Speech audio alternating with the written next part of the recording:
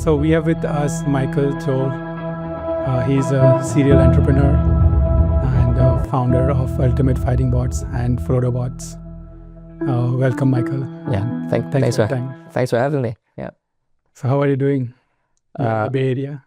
Yeah, this was a quick trip, but definitely with the Ultimate Fighting Bots, there's a lot of mind share. There's a lot of traction there.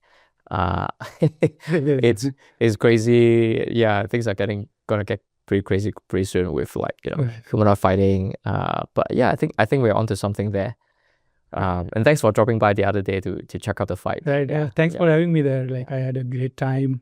When I was there personally, I could imagine that this could be future of entertainment. Where do you have any expectation beforehand? What to?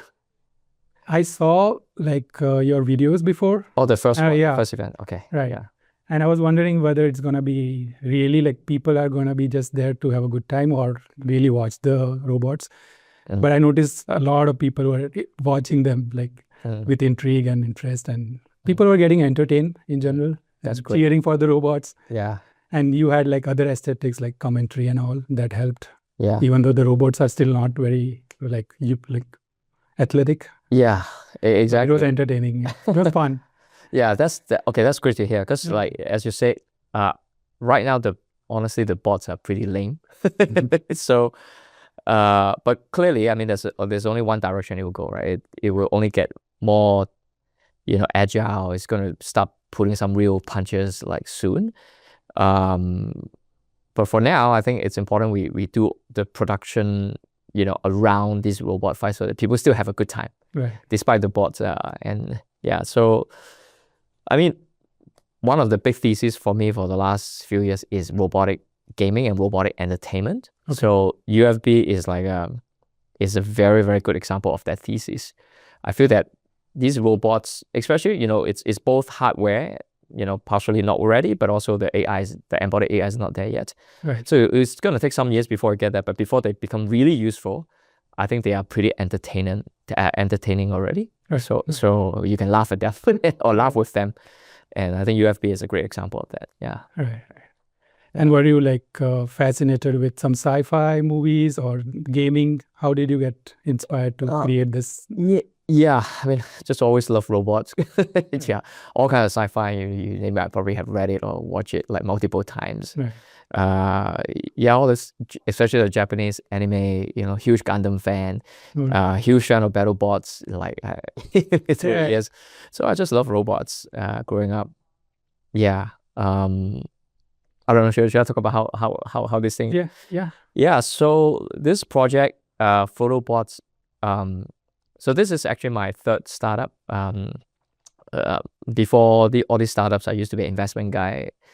And then I had a near-death experience in a plane crash, changed my life, and then decided to do basically be full-time gig. Full-time gig. So can you talk us a little bit about the Oh, you mean the plane crash? Yeah, I mean, as you can imagine, it's a life-changing thing for me.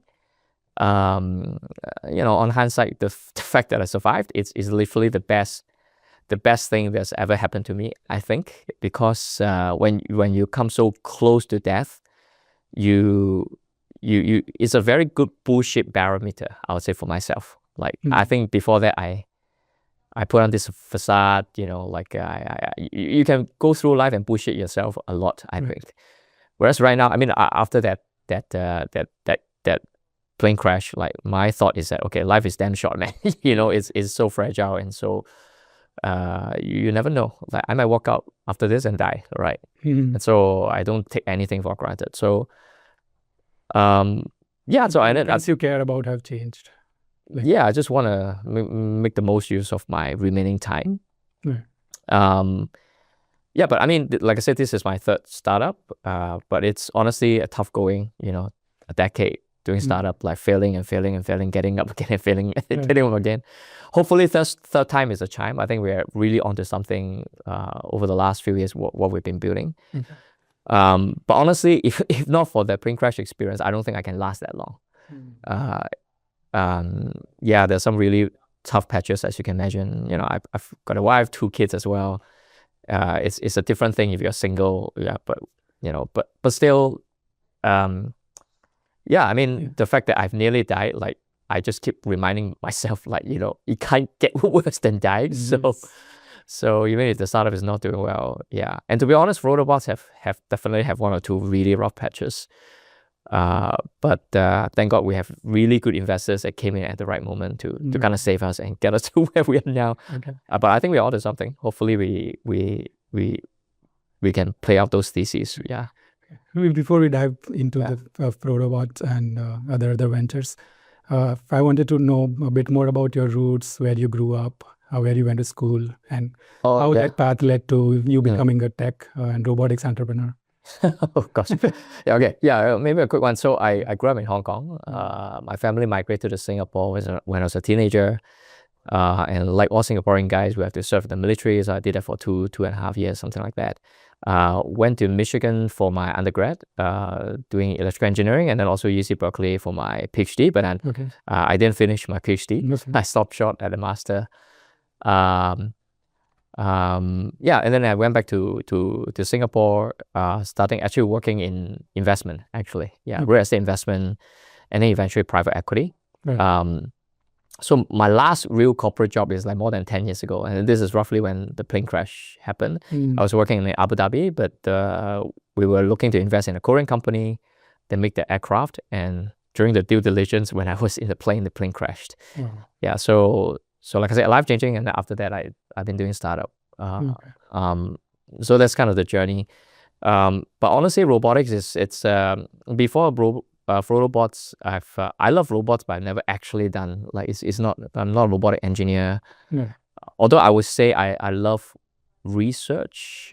Even though I didn't end up like completing my PhD, but I've kind of always I'm just really geeky. Like so, over the last 10 years, I've been basically reading academic papers, usually mostly computer vision papers. But of course, lately, like the last few years, mostly like robotics, embodied AI papers. But I will literally read a paper to sleep like every night. Yeah, that's what I do. And I've been doing it for 10 years.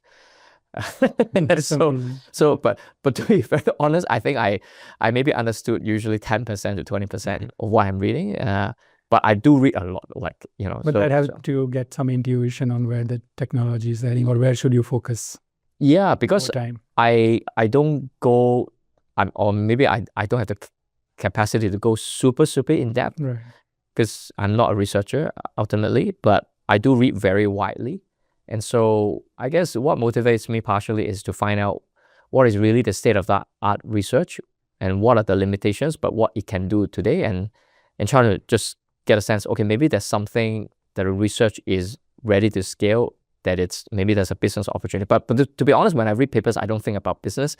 I'm just curious, what can science do today? So, yeah. We'll talk more about where the technology is heading, but let's talk about FrodoBots.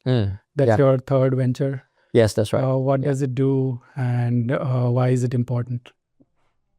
Yeah, so a big thesis of what we do at FrodoBots is what I call robotic gaming, or I guess with UFB, robotic entertainment. Yeah. So honestly, me and my brother Sam, who's my co-founder. So Sam leads our small hardware team in Shenzhen. It started off in a very it's just a weekend hacking project. We wanted to build a cyborg robot that kind of drive itself, and then we thought, okay, maybe we should make it into a business. The idea then was to make a dumb robot, but one where you as a human, you can remote control it, and we thought there's a gaming angle to it. We thought it would be pretty cool, for you to, let's say, sit in Singapore and drive a robot, let's say in New York, right? Something like that. And we thought we can get the cost to be less than $500. So that was a thesis. I would say fast forward to 3-4 years now, like that thesis have mostly panned out. So now we sell our bots. Our cheapest version is like $200 or something like that. Right? It's less than $500. So literally, it's a toy. Think of it almost like an RC car with 4G, which allows you really to control it over the internet, and therefore you can do it, across the world. It's like having a Zoom call, except that you are moving the camera in the real world, right? And so, but yeah, I think the gamification does actually make a lot of sense. We craft the whole user experience kind of like Pokemon Go, so you drive around the board and then pick up monster in the real world or something like that on the map. And we do have gamers who love the game, like people who actually pay us like a couple $100 to play the game. Okay. And of course, there are people who buy the robot to play the game, like a couple $100. So I think, yeah, there are some people who just love this shit. They just like me. But while the gamers are playing the game, actually behind the scene, we are collecting data. We collect mainly the front camera and the back camera, the videos. But more importantly, we collect what the human gamer is doing on the game controller. Okay. So you can almost think of it as we are actually collecting action labels that is coming from the human, right? In research term, they call it teleoperation data. I didn't realize there's this term until maybe like a year into doing the game. Okay, there's this thing called teleoperation. But it is basically teleoperation, remote teleoperation. And so we gather the data, and then I think we actually open sourced, the first version is about 2,000 hours of what they call urban navigation data. We open source it. This is the first data set was collected in, I think, more like 20 cities. So already pretty diverse. Around like different continents. Yeah, different. We have another one that's coming up soon. This one will be done together with a lab in Berkeley. So we'll probably call, I don't know, FrodoBots Berkeley 10K or something like that. So it's around 10,000 hours. That one is in I think 30, 40 cities. So, but real world in the wild data, I think every continent except Antarctica, we have a tiny bots running. And so it turns out that data set, it's actually quite useful for researchers who are working on this kind of like urban navigation, autonomous system kind of research. So we ended up actually, so far we've done it twice now. We co-organized with a number of researchers, some of them from DeepMind, Meta AI, and some academia universities, where we literally have a kind of like a human versus AI competition in the wild. So we picked the top 5 or 6 human gamers, because we have thousands of gamers who play this game. We have a leaderboard. So we take the top 5 or 6 gamers to represent humanity. And then, but we pit them against AI models that are built by these universities like UT Austin, Seoul National University, National University of Singapore, which have researchers, PhD students who work on this for their research to build AI models. But basically, both AI models and humans, gamers, they do the same game during this competition, which is basically to navigate and basically survive in the real world, go to different checkpoints. We did it twice already, once in IROS in Abu Dhabi, and then recently ICRA at Atlanta. And so far, like, the humans are way better than the AI. I was gonna say the humans are way better. Which is increasingly something you can say less of now these days, especially on the digital AI side, right?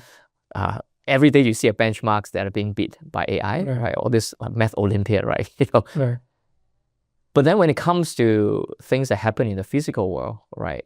I think literally every mundane task that a human can do, human will be way better than AI.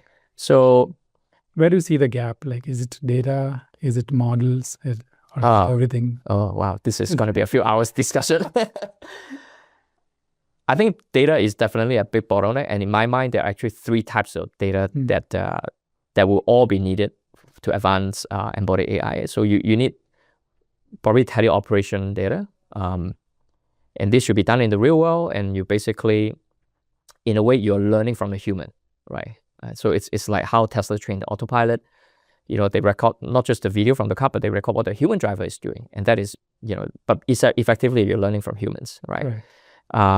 Extremely costly to collect, but extremely useful because it's done in the real world, right? So you don't have like this out of distribution, like, bias thing, right? You actually it's done where it's supposed to work.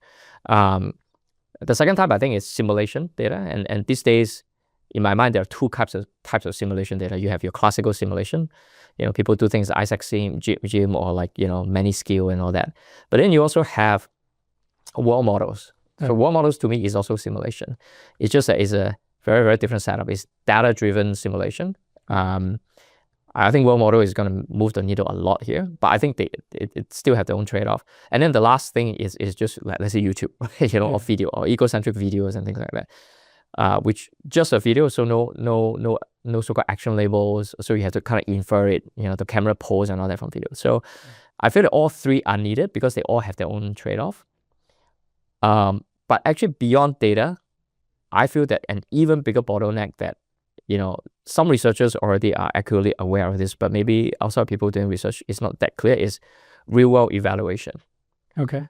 And I think this is something that is really ultimately the biggest bottleneck for robotic AI, because unlike in the digital realm, right? So imagine if you build, I don't know, let's say there's another reasoning model from, I don't know, DeepMind or OpenAI. What you find is that every time they release the model, they will release all the benchmark results. Now, obviously, there's no perfect benchmarks, but what you realize is that the benchmarking is never a bottleneck towards the speed of iteration, because those benchmarks can be done like on snap. Okay, let the AI take a math Olympiad exam, you get the result, right? In physical AI, it's completely different, because ultimately these things need to be tested in the real world, right? And so a good thought exercise would be something like, okay, imagine if Tesla were to roll out FSD 15 or something like that. And let's say within the first day, it collected 1 million miles, and there's no crashes and there's no human disengagements. Right. So the question is, have they built a level 5 AI? I would say that no one knows, because what if in the next mile there's a crash? Right. So if you think this way, what you realize quickly is that because you cannot speed up time in the real world, and the only falsifiable fact, that's something that you can only prove, is when things go to shit, right? So it's very counterintuitive, right? The only positive signal you can get from the data is when shit fails. But you cannot force things to crash. You just need to wait for the edge cases to come up. And you can imagine, as the models improve, these edge cases between few and far between. So the closer you get to the final code, the harder it is to discover the edge case in it. So what I'm trying to say is that you can't speed up time. So the only way to speed things up a little bit is just have a huge fleet of robots, which is what, in a way, to me, Tesla is all these are robots on wheels. Right. So that you can gather the real world edge cases to learn. Like beyond a certain point, I think beyond most of these AI systems, when they're beyond level 2, I think they mostly just learn from negative examples in the real world.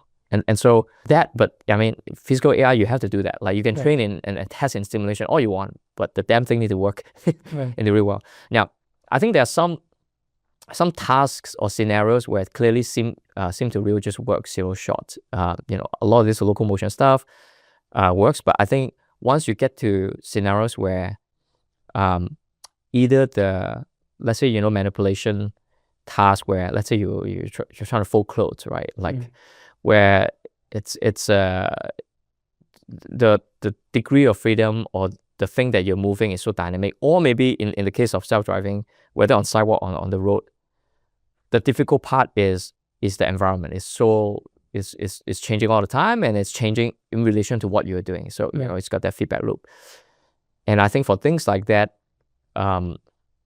simulation will be a big challenge, and therefore you still need to ultimately test in the real world. And so because of that final benchmarking step, that would take a long while. So sorry, long answer to your question. Where's the bottleneck? That makes sense.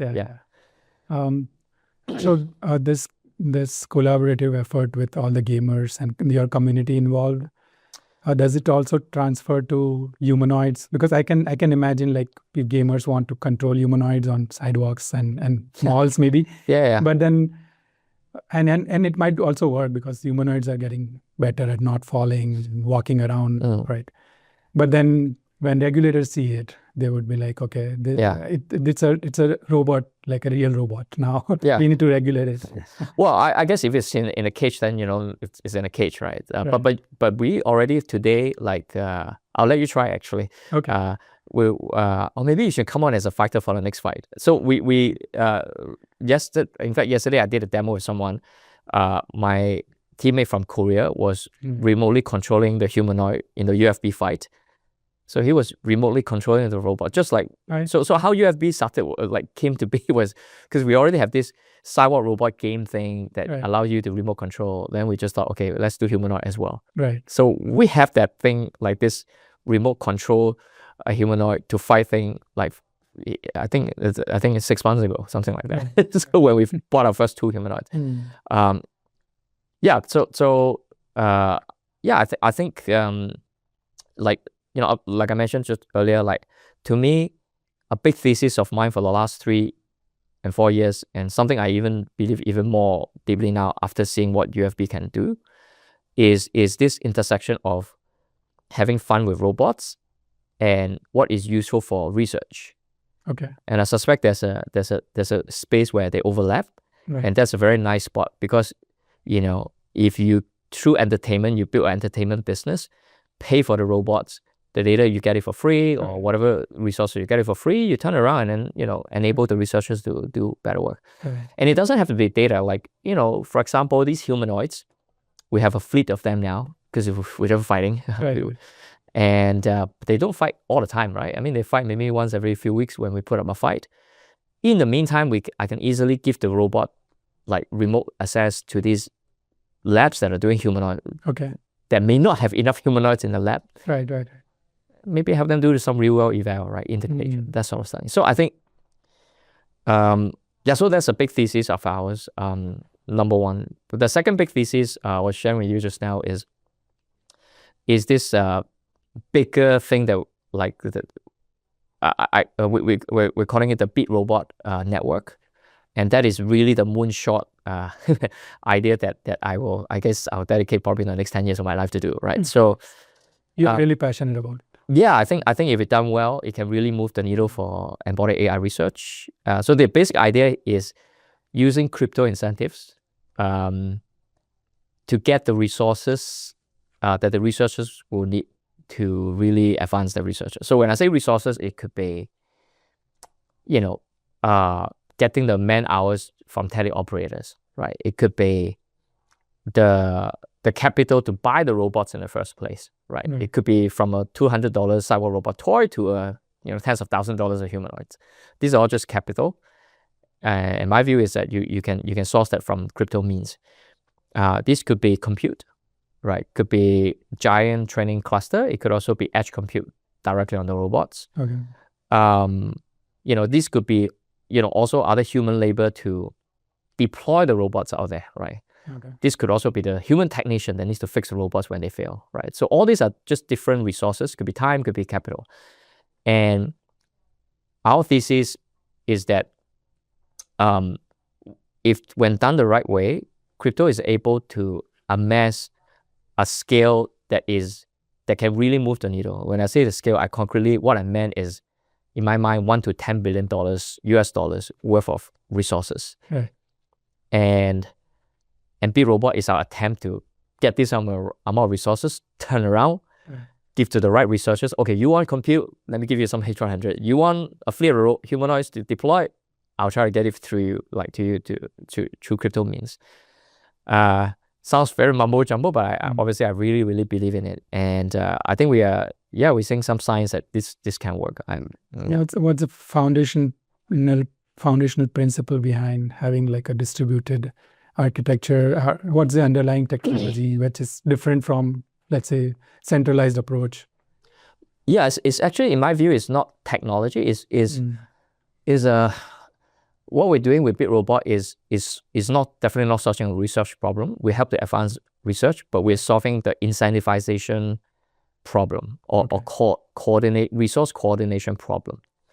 And so it's a lot more to do with, in my view, socio-economic. So the one way to think about it is crowdsourcing to the extreme, right? So I don't know whether this is necessarily the right analogy, but if you think about Bitcoin as the crypto asset, like Bitcoin itself has not raised a single dime. There's no team that has raised the money, and yet it has amassed probably the world's largest compute network, and also, you know, huge amount of electricity bill every year. All these are real resources. How can a project that never raised money get that amount of resources? you know. Mm. So, and that's just one example. There are many examples, other, phenomenal like crypto projects that uses similar ideas. A big shout out to Helium. So I would say if you asked me about crypto 3 years ago, I would say crypto is all scam. Right. So there was a point in time where I absolutely think that crypto is scam. To be honest, a lot of bad things still happen in crypto, unfortunately. But I do believe today, like a small minority do genuine work, and when they work, hopefully BitRobot will be one of them. You can really change the world at a scale that is meaningful. Okay. And so the way I think about it is, for example, we have a lot of gamers, or you can think of them as teleoperator, like let's say in the Philippines, who are now driving a robot. Some of them lock in hundreds of hours. Mm. They think it's a game, but Right. honestly, they are also doing it for so-called crypto research, because we give them kind of crypto tokens in a way. And so one way to think about it is, how do we fairly compensate the time? In this case, this guy in Philippines who are driving the bots, he's creating, useful resource Right. that could be used to advance research. How do we compensate him fairly? Right. Right. But it's not just him, right? It's also the GPU, compute owner, right? Right. A guy own a data center. How do you incentivize him the right way? And so, I think if you structure this well, and in crypto time they call it tokenomics, not transformer tokens, but literally to crypto tokens. But basically, how they set up the economy so that everyone who is contributing feel that they will be fairly compensated for what they're putting up. If you can do that, my take is that there are maybe only a few thousand researchers in the world who can do like state-of-the-art research. Right. But there are millions of people like me who love robots, Right. have time on my hand, or maybe have money that I want to, just contribute. Okay. How do we activate these millions of people to contribute? And for some things, some of these things, especially, you really want it to be distributed globally. Like, coming back to the cyborg robot, what's the point of just running cyborg robot in Palo Alto, Mm. Instead of having 1,000 robots in Palo Alto, I'd rather just have one robot in Palo Alto, one robot in Beijing, one robot in Taipei, one robot in Singapore. And basically, you want the diversity. Right. So, and for certain things like this, I guess, this come back to specifically the teleoperation data. I think a lot of researchers will probably agree that you want diversity in the data. It's not the quality in a way, part of the measure of quality is the diversity. Okay.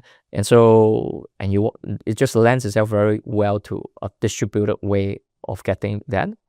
But again, my view is that BitRobot doesn't have to be just real-world teleoperation data. It could be synthetic data. It could be world model, right? Right.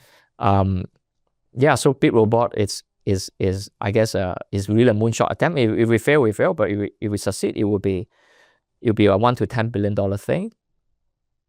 That hopefully we can don't waste the resource, but use it, give to the right researchers so that they can do their best work. Yeah. So FrodoBot wants to be like the ecosystem where people can share resources, acquire resources for research, share data with each other, and the underlying platform is the BitRobot. Yeah. So I'll say FrodoBots Lab, which is a Singapore company, we will be a very active member of a bigger network called BitRobot. But the BitRobot Foundation, which has been recently set up, is actually led by a separate team now. Okay. Jonathan Victor, Amanda Young, give them a shout out. They're leading the foundation, and they are building an ecosystem. So I mentioned a few names just now off the record, just now to you, like who are coming on, and these are really legitimate either researchers, labs, or universities, or in fact like other robotic startups. So I think we have a bunch of them that the BitRobot Foundation will be announcing in the coming weeks. That will be spinning up subnets in a way. We call it subnet. Is a jargon, but basically, effectively, each of them will try to lean onto the crypto incentive structure that will be set up by BitRobot to get the resources they need to do their thing. Right. And so FrodoBots Lab will just be one of many.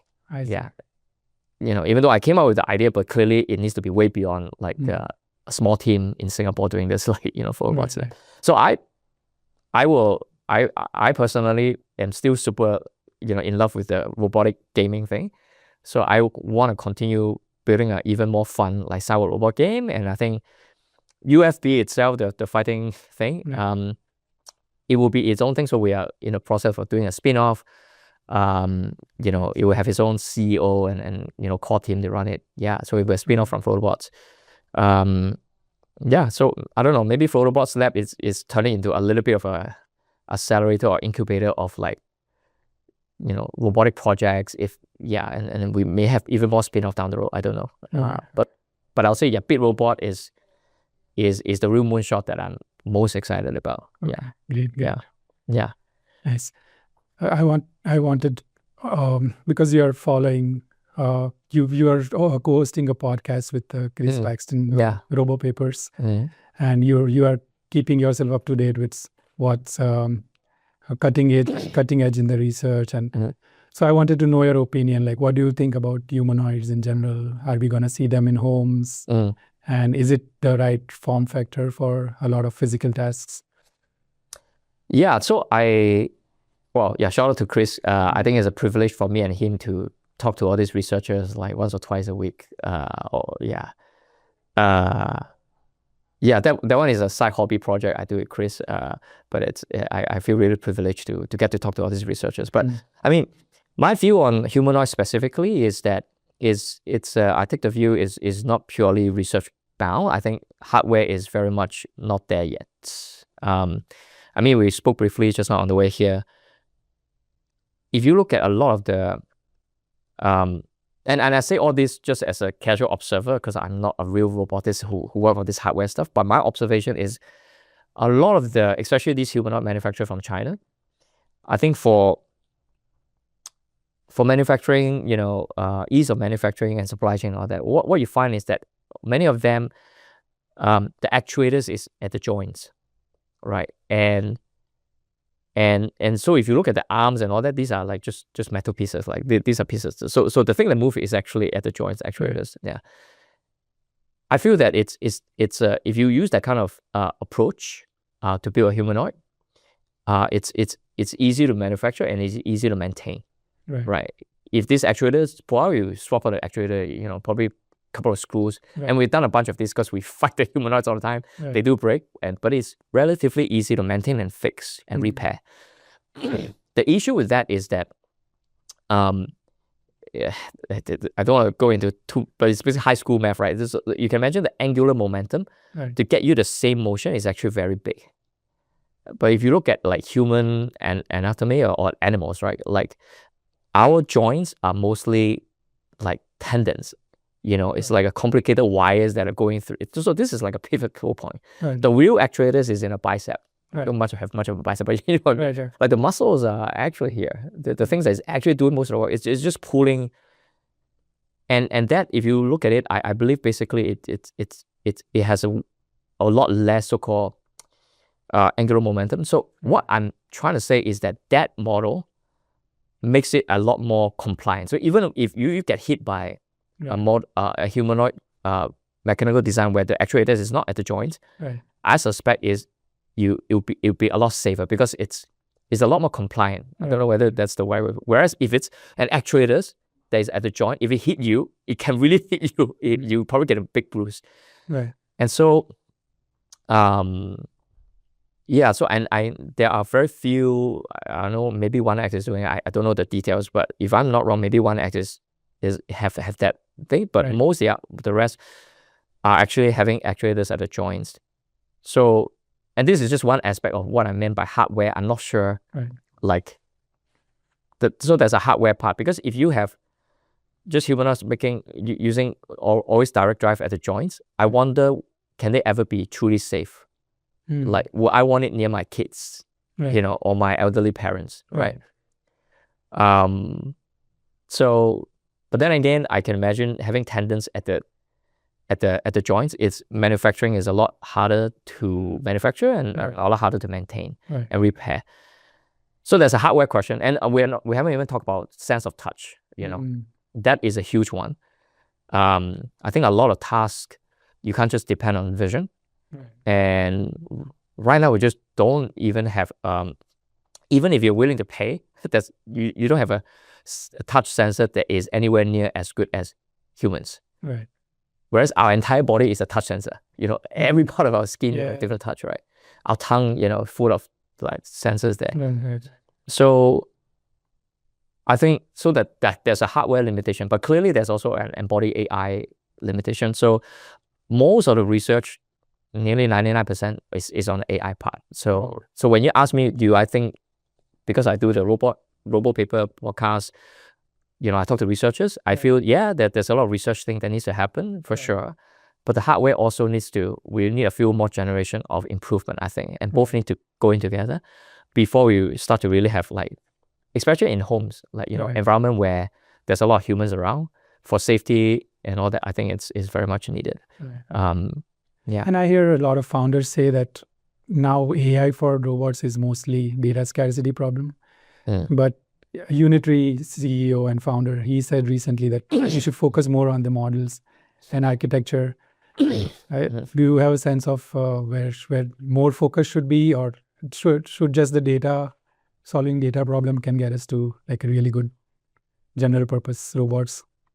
My sense is you need to do both. Yeah. Right. You can't have one without the other. Right. Yeah. So the fact is that everyone have to do like there's a data scarcity, but when you talk about data, in my view, there are already 3 or 4 different sources of data anyway, right? And they all have the trade-offs. I think world model is a big one. World model, if done well, is like you can finally do what they call potentially on-policy RL on a simulation that actually work. I think one of the biggest reason for reinforcement learning not being able to work well, because things that have worked well are always what they call online or on-policy RL, and which was a tremendous success in things like like AlphaGo and all that, right? But those are in simulation environment where you can simulate the whole thing. But before world models, like we just don't have a simulator that can simulate cloth to the extent that you need. But maybe world model has that opportunity. I think it's quite possible. I think that will unlock a lot, because finally you can do on-policy RL. Right. Maybe, yeah. And there's a lot of research work on that. But if you look at it, how do you get a world model, a good world model in the first place? You need a lot of data. So it's these two. So can one of the BitRobot subnets can be a world model? Oh yeah, there will be multiple subnets that are building world models. Those will be announced in due time. Okay. BitRobot, it's like a blank piece of paper. Like anyone who say I want to do embodied AI research thing, could be world models, could be teleop, could be exoskeleton things like all this Dex Wild, Dex Umi things. Right. So it is a blank piece of paper for researchers to say, okay, I need this, and then spin up a subnet to do. But to get back to your questions, maybe about what the Unitary founder is saying, I mean I see his point, but I can tell you all the research. Especially for research papers that come on our podcast that mostly try to do this very simulation focused kind of paper. When you really, really dig deep, there's always some component that actually needs a little bit of data that is actually collected in the real world to bootstrap things. Yeah. So, but maybe like we actually don't need that much like real world data, right? I think we do need a good diversity. Right. But it's a little bit like the way I would say is like these things shouldn't be measured by, let's say, gigabyte or terabyte. Right. You can have a terabyte video of black screen, or you can have 1 gigabyte of every 1 minute is doing very difficult task. So the value of the data is not measured by quantity. You really have to think about how is the data gathered? Is it in a simulation environment? Like, what are the trade-offs that you're making? I mean, data gap is a big one, but so, especially like off policy RL right now doesn't scale beyond anything that is like anything too complex. They call it longer horizon tasks. So anything that take, more than 100 steps to do, right? Let's say you fry an egg. If you really break it down, it's probably 100 steps. That is considered a very, very long horizon task. Today, if you do so-called like what they call off-policy RL, meaning you train on data that is collected in advance. Like you can't do that. You have to use like behavioral cloning, like this kind of thing, imitation learning. But then you don't get that generalizability just doing BC or like imitation learning. So I mean, all these are jargon, and to be honest, like I'm also learning as we do the podcast. Right. But my sense is that we need big algorithm breakthrough alongside with a lot more data in different domains. Could be simulation, could be world models. I mean, could be, I mean, synthetic, could be videos, you know, it could also be like real world teleop data. Right. You just need all of them. And maybe one last thing I want to just add on to that. Sorry, I keep talking non-stop is I have this idea for a while. I call it the mosquito intelligence. So when I was serving in the army, like there are all sorts of mosquitoes, like you know, and you know, we were all trying to like basically catch the mosquito, right? I think when I was a soldier for 2 years, I've never catch a damn mosquito. This mosquito is just this bugger flying around, and then oh shit, man, you just cannot catch them. Now, if you think about it, what I'm trying to say, this mosquito has excellent physical intelligence. Right. That thing is probably, I don't know, at most 0.1 watt or less than 0.011 watt. And most of it is used for mechanical purpose. Right. So whatever physical intelligence is running on an extremely, you know, efficient and probably very, very, very small model, right? If you were to make the equivalent. So just think about the crazy amount of electricity and compute we are throwing at this problem. You know, mosquito, you know, once they become mosquito, they fly straight away and then they figure things out very, very, very quickly. Right. So yeah, so I don't know whether we're in a paradigm. Maybe it's a local minima where we are right now. Okay. We discovered this thing called transformer. It scales with data and compute. Let's just dump the whole, like, you know, take a few percentage of the world's GP, just give the NVIDIA, you know, and do all that. I don't know whether that will be how we really solve physical intelligence. I mean, I'm not a researcher. Hopefully, you know, a really, really smart group researcher will figure this out. Right. But if you think of it this way, I don't know, like, whether it's either like, you know, model or data. Because when you talk about model, like, these are still things that you need to run on a, you know, let's say even a consumer GPU at inference, you know, drawing probably easily 50 to 100 watts. Do you really need that? Like a physical intelligence, I mean, a mosquito is probably drawing 0.001 watt, maybe. Right. And it's getting such a good physical intelligence. Right. Yeah. So, yeah, I always wonder, if you think about that, like, I don't know whether this path we're on. But having said that, this is the only path that we know we can do something. So it makes sense to get those resources, compute data. I'm not saying no to those. I'm saying double down. Let's use crypto to double down on all this. But yeah, there could be another dimension that yeah. So yeah. And in general, a lot of people are looking to found a robotics company these days. And so many researcher friends of mine are, you know, like yeah. So do you have do you think, is there an idea or problem domain that is not explored well enough that new founders can maybe look at? Yeah, I don't know. I mean, it's I don't know whether these things necessarily make big business, like good business sense. I mean, but I do think there are so many things to work on robotics that can be structured as a company, right? Or in our case, structured as a crypto project. But you know, we mentioned Tom from Dexel. Like, I really like what he's doing. Like, is this like, for those who don't know, he has this really unique, basically almost like infinite degree of freedom, like finger thing, and so unique hardware designs. I think someone should absolutely treat touch sensors seriously, get ample funding to do it properly, because we are very, very lacking on that one. Okay. I think there are a lot of projects and startups they are doing, like, you know, smart glasses to collect egocentric video.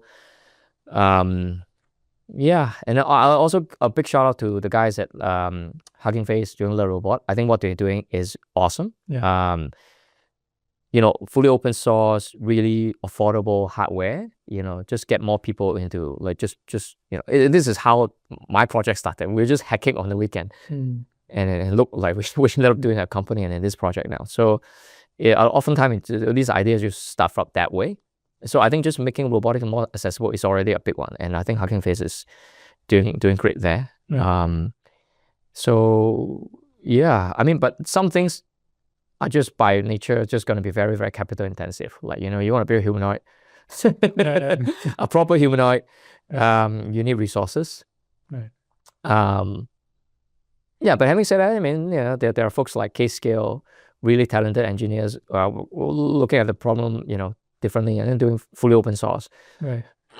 So I think this is, I have no idea like what business model may or may not work, but there are so many problems that is still yet to be solved. And in fact, I will make a somewhat bold claim here. My own gut feel is that we will get to AGI in digital domain within the next few years. Meaning, and digital domain meaning like a reasoning model or any video generation, text generation things. Yeah. Which means by that time, from that, but we still wouldn't have solved embodied AI yet. Which means after that, the only thing worth for humans to work on is embodied AI, is robotics. So I feel that beyond that point, the only thing worth investing in and worth for humans to spend time on is robotics. And so makes sense, there will just be more funding and more problem to solve until the AI is as good as a human.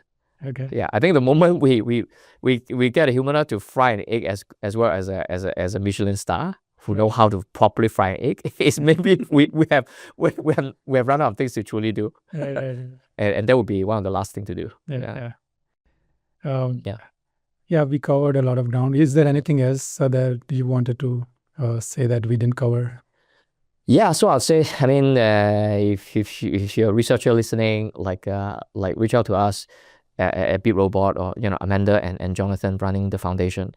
I know a lot of researchers think that touching crypto is like a career suicide for them, but you shouldn't say no, or rather you wouldn't say no to data or compute or like a fleet of robot that you can use to evaluate your models on real physical hardware and yeah, talk to BitRobot, like maybe you can spin out a subnet, and a bunch of labs will be doing that already, and robotic startup as well, right? So, and we are going to make a lot of announcements at Coral, the conference of robotic learning in Seoul, end of September. BitRobot is one of the diamond sponsor, so do swing by, talk to us, and then I guess if you are a maker, or like interested to dabble with robots, like we have really cheap, like a 200 Cyborg robot that you can buy today.